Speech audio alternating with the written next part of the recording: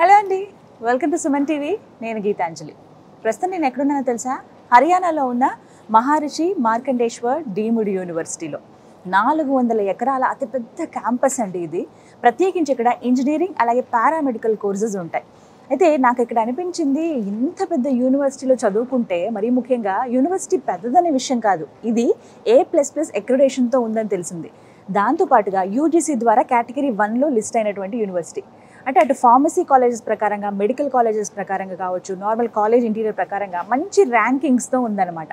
ఇలాంటి కాలేజ్లో పిల్లలు చదివితే వాళ్ళకి మంచి కోర్స్ చదువుకోవడంతో పాటుగా కెరీర్ ఆపర్చునిటీస్ కూడా చాలా ఉంటాయని తెలిసింది.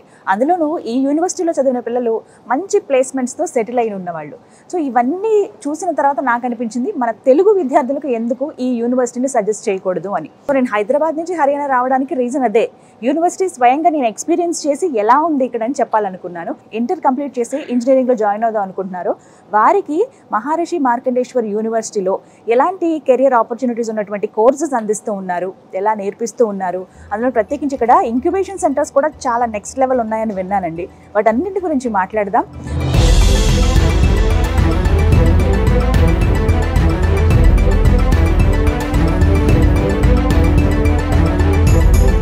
మనతో పాటు విసోర్స్ వర్సిటీ నుంచి అక్రమ్ గారు ఉన్నారండి. వారితో మాట్లాడి యూనివర్సిటీ గురించి కంప్లీట్ డీటెయిల్స్ తెలుసుకుందాం. హలో అక్రమ్ గారు. Hello madam. యూనివర్సిటీ గురించి చాలా మంది ఇన్ఫర్మేషన్ కావాలని చూస్తున్నారండి. అసలు ఏంటి మహర్షి మార్కండేశ్వర్ యూనివర్సిటీ అంటే? మేడం, మహర్షి మార్కండేశ్వర్ యూనివర్సిటీ మనకి ఎస్టాబ్లిష్ అయ్యి ఆల్మోస్ట్ 30 years అయింది మేడం. యూనివర్సిటీ అనేది టోటల్లీ ట్రస్ట్ కింద నడుస్తుంది. ట్రస్ట్? సో మహర్షి మార్కండేశ్వర్ ట్రస్ట్ కింద మన యూనివర్సిటీ కానీ ఏవైతే వీళ్ళ ఇన్స్టిట్యూషన్స్ ఉన్నాయో అక్రాస్ ఇండియా, సో అవన్నీ కూడా ఇదే ట్రస్ట్ కింద నడుస్తున్నాయి. డీమ్డ్ టు బి యూనివర్సిటీ అని, అవునండి, NAC A++ గ్రేడింగ్ ఉందని, అక్రిడేషన్ పొందిందని, అలాగే యూజీసీ ద్వారా కేటగిరీ 1లో లిస్ట్ అయి ఉందని విన్నాను. అసలు ఏంటి ఈ డీటెయిల్స్? మేడం, బేసికల్లీ ఏ యూనివర్సిటీకి అయినా కానీ మనకి very very important accreditations and rankings. Correct. So accreditations విషయానికి వస్తే మన యూనివర్సిటీ ఏదైతే MMDU యూనివర్సిటీ ఉందో ఇది NAC ద్వారా హైయెస్ట్ గ్రేడింగ్ అయిన A++ ర్యాంకింగ్ ని పొందడం జరిగింది. యూనివర్సిటీ గ్రాంట్స్ కమిషన్ భారత ప్రభుత్వం ద్వారా మనకి ఆల్మోస్ట్ ఇండియాలో ఉన్న అన్ని యూనివర్సిటీస్ లో మన మహర్షి మార్కండేశ్వర్ యూనివర్సిటీ కనుక చూసుకుంటే కేటగిరీ 1లో లిస్టెడ్ చేయడం జరిగింది.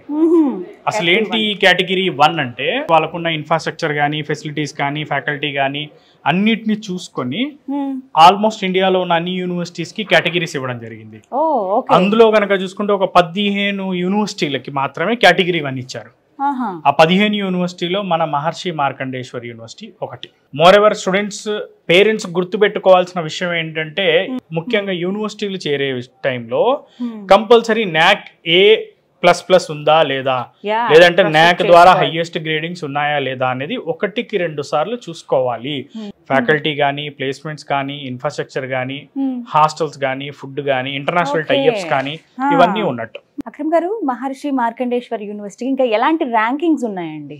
మేడం, మనకి NAC A++ అక్రిడేషన్ తో పాటుగా NIRF లో కనుక చూసుకుంటే కనుక మనకి మెడికల్ లో ఓవరాల్ గా 26th rank and university wise 71 rank. ప్రపంచవ్యాప్తంగా ఉన్న ఏవైతే ర్యాంకింగ్స్ ఇచ్చే సంస్థలు ఉన్నాయో వాటిలో టైమ్స్ హైయర్ ఎడ్యుకేషన్ అనేది మనందరికి తెలిసిందే.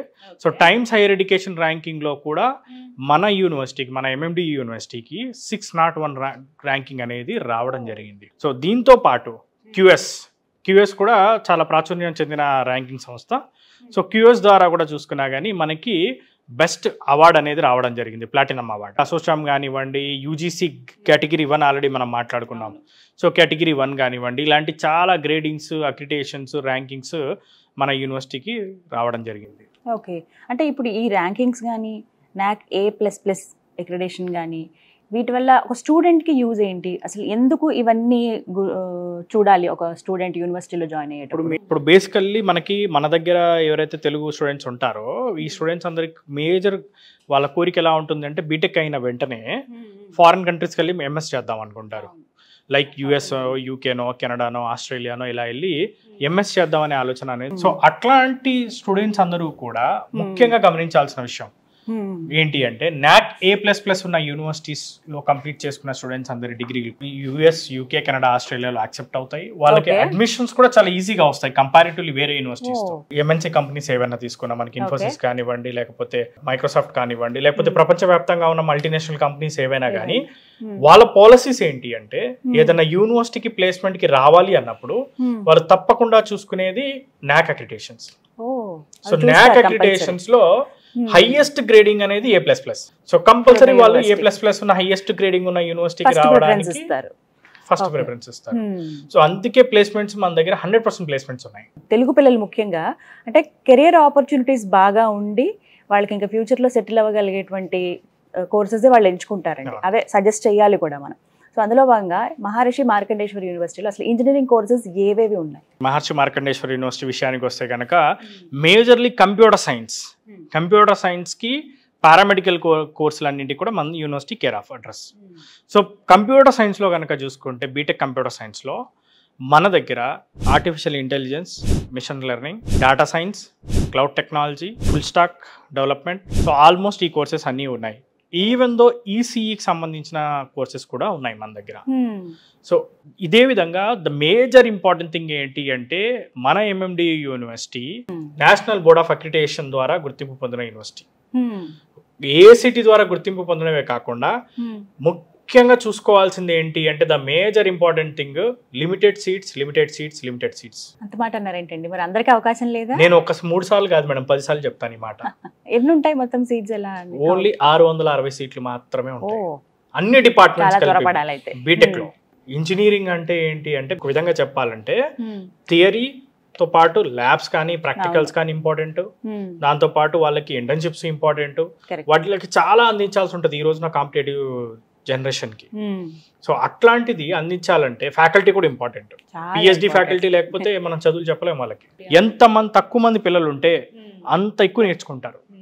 అప్పుడు ఎక్కువగా ప్రతి ఒక్క అంటే ఫ్యాకల్టీ కావచ్చు ఎవరైతే లెక్చరర్ ఉంటారో ఈచ్ స్టూడెంట్ పైన కాన్సన్ట్రేట్ చేస్తారు. కంప్యూటర్ సైన్స్ లో చూసుకుంటే artificial intelligence and machine learning లో 60 సీట్లు మాత్రమే. ఫ్యాకల్టీ విషయానికి వచ్చినా గానీ ఆల్మోస్ట్ 600+ ఫ్యాకల్టీ ఉన్నారు ఓన్లీ ఫర్ మన ఇంజనీరింగ్ కానీ, లేకపోతే మన ఏవైతే మేనేజ్మెంట్ కోర్సెస్ ఉన్నాయో apart from medical, apart from paramedical కాకుండా ఓన్లీ ఫర్ ఇంజనీరింగ్ కి 600+ ఫ్యాకల్టీ ఉన్నారు.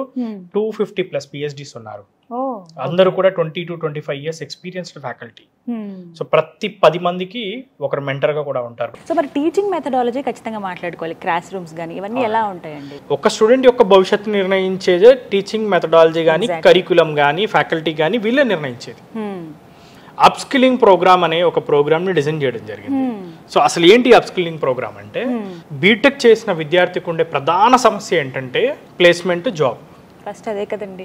కంపెనీస్ ఏమంటాయంటే ప్రాపర్ స్కిల్ ఉన్న వాళ్ళు రావట్లేదు ఇంటర్వ్యూస్ కంటారు, అసలు స్కిల్లే లేదంటారు. రెండోది స్టూడెంట్స్ ఏమంటారంటే జాబులు దొరకట్లేదు అంటారు. ఈ మధ్యలో గ్యాప్ ఉంది చూసారా, ఈ గ్యాప్ ని ఫుల్ఫిల్ చేయాలన్నదే మన MMDU యూనివర్సిటీ యొక్క ముఖ్య ఉద్దేశం. సో ఈ గ్యాప్ ని ఫుల్ఫిల్ చేయడానికి అప్స్కిల్లింగ్ ప్రోగ్రామ్ అనే ప్రోగ్రామ్ ని వీళ్ళు డిజైన్ చేశారు. అసలు ఏంటి అప్స్కిల్లింగ్ ప్రోగ్రామ్ అంటే ఏదో బేసిక్ గా క్లాసులు చెప్పడము, ఏదో ల్యాబొరేటరీలో ల్యాబ్స్ లో కంప్యూటర్ ల్యాబ్స్ లో ఏదో ప్రాక్టికల్స్ చేంజ్ చేసి వదిలేసే ప్రోగ్రామ్ కాకుండా ఆల్మోస్ట్ వీళ్ళకి 650 కంపెనీస్ ద్వారా ప్లేస్మెంట్స్ వస్తున్నాయి. సో వాటిలో TCS సెంటర్ ఆఫ్ ఎక్సలెన్స్ ఉంది, గూగుల్ సెంటర్ ఆఫ్ ఎక్సలెన్స్ ఉంది, సిస్కో యొక్క సెంటర్ ఆఫ్ ఎక్సలెన్స్ ఉంది, SAP యొక్క సెంటర్ ఆఫ్ ఎక్సలెన్స్ ఉంది, బాష్ యొక్క సెంటర్ ఆఫ్ ఎక్సలెన్స్ ఉంది. సో ఈ సెంటర్ ఆఫ్ ఎక్సలెన్సెస్ ఏవైతే ఉన్నాయో వీటిలో డైరెక్ట్గా స్టూడెంట్స్ ఆ కంపెనీ యొక్క ప్రాజెక్ట్స్ మీద వర్క్ చేస్తారు. ఫస్ట్ ఇయర్ నుంచే వర్క్ చేయడం జరుగుతుంది. నాట్ ఓన్లీ ఈ సెంటర్ ఆఫ్ ఎక్సలెన్సెస్ ఉన్న కంపెనీసే కాకుండా ఆల్మోస్ట్ 300+ కంపెనీస్ యొక్క ప్రాజెక్ట్స్, లైవ్ ప్రాజెక్ట్స్ మీద మన స్టూడెంట్స్ వర్క్ చేస్తారు.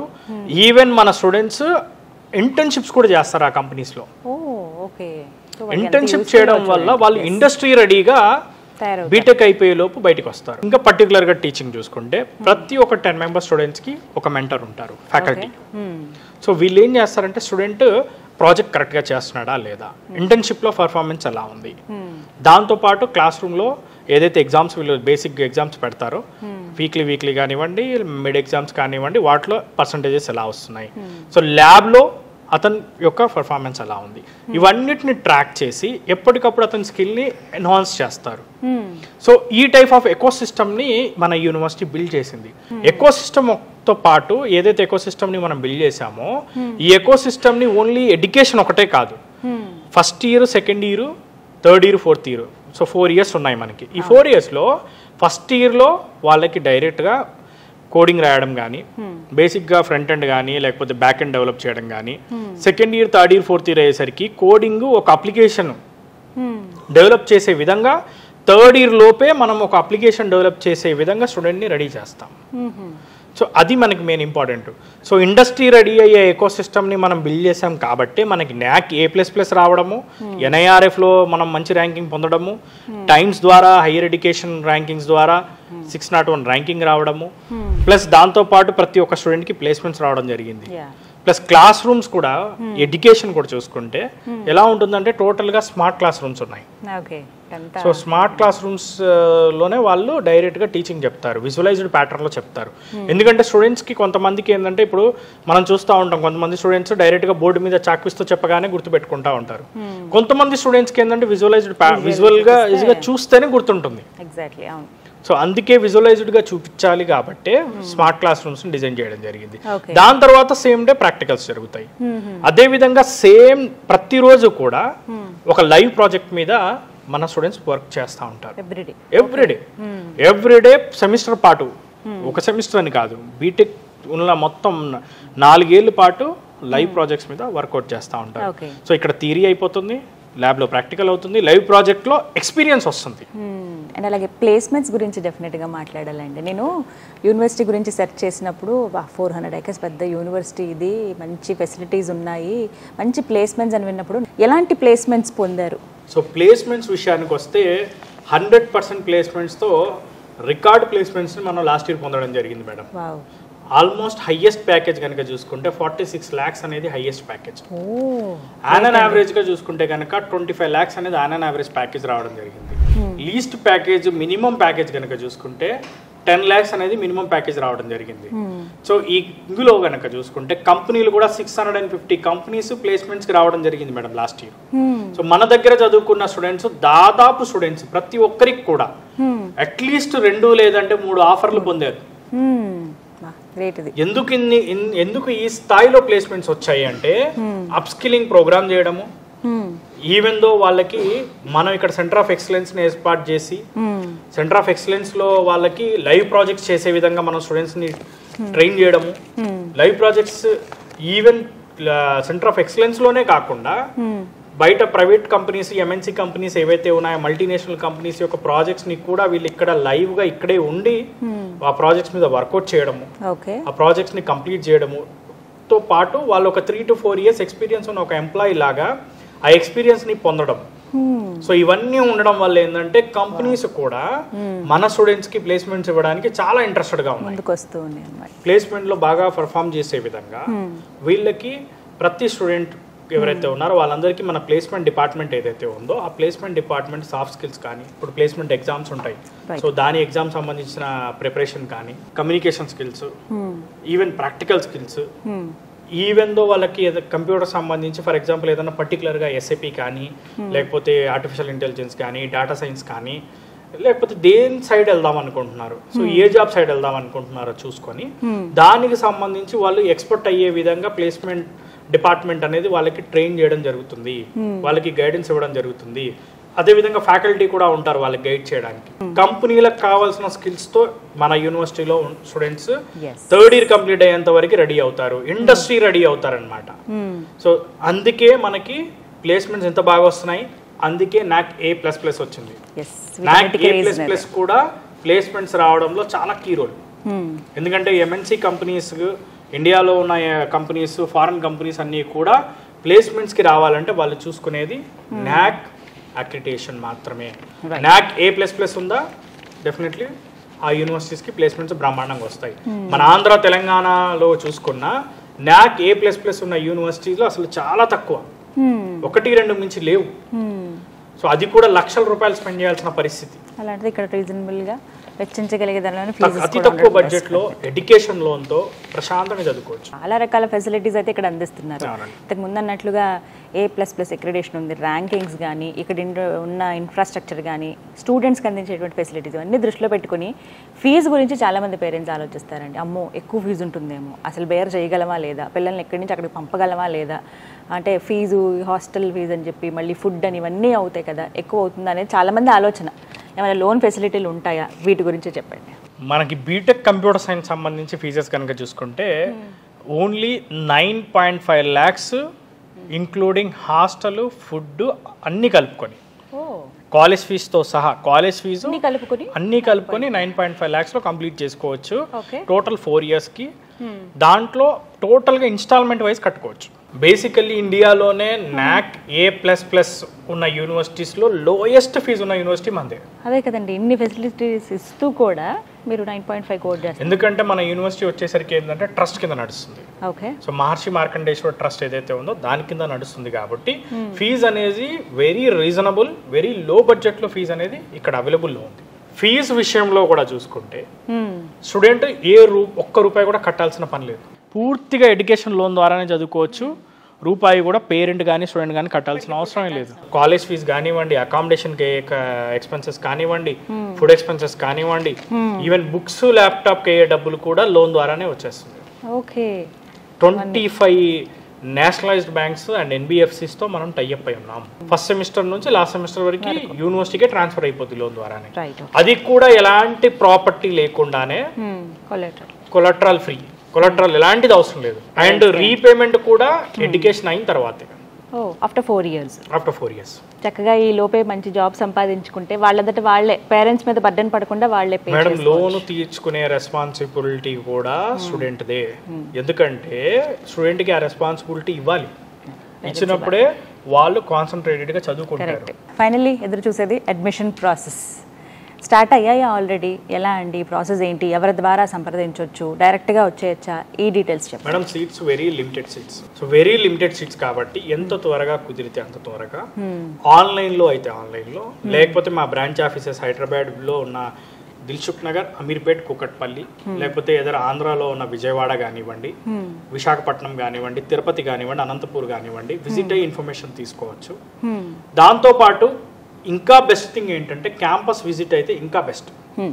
సో క్యాంపస్ విజిట్ అయ్యి కళ్ళతో చూసుకోవచ్చు పేరెంట్స్, అసలు ఎలా ఉంది ఇక్కడ అన్నదాన్ని వెరిఫై చేసుకొని దాన్ని బట్టి ఇమీడియట్గా ప్రాసెస్ అనేది చేసుకోవచ్చు madam. Right. Thank you so much అండి. వెరీ క్లియర్ కట్ ఇన్ఫర్మేషన్ ఇది దాదాపుగా అందించగలిగాం. బట్ మీరు అన్నట్టుగా వచ్చి స్వయంగా వచ్చి పేరెంట్స్ కానీ స్టూడెంట్స్ కానీ ఎక్స్పీరియన్స్ చేస్తే ఇంకా బాగా తెలుస్తుంది.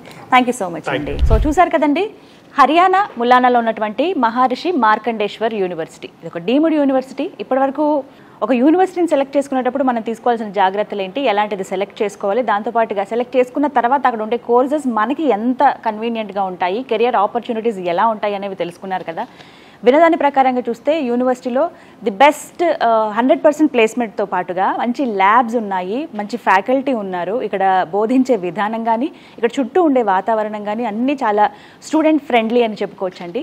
100% ప్లేస్మెంట్తో పాటుగా ఇక్కడ ఉన్నటువంటి ప్రోగ్రామ్స్ 3+1 కావచ్చు, 2+2 కేవలం ఇక్కడే కాదు, మీరు విదేశాల్లో కూడా చదువుకునే అవకాశం ఉంటుంది. అలాగే హైయర్ ఎడ్యుకేషన్కి వెళ్ళాలనుకున్న వాళ్ళు వెళ్ళొచ్చు, లేదంటే కొత్తగా వాళ్ళ ఎంటర్ప్రెన్యూర్గా ఎదగాలన్న యూనివర్సిటీ నుంచి, గవర్నమెంట్ నుంచి కూడా సపోర్ట్ ఉంటుంది. సో వాట్ నాట్ ఎవ్రీథింగ్ అన్నట్టు అన్ని రకాలుగా ఒక స్టూడెంట్ని ఎంకరేజ్ చేస్తూ ఉన్నారు.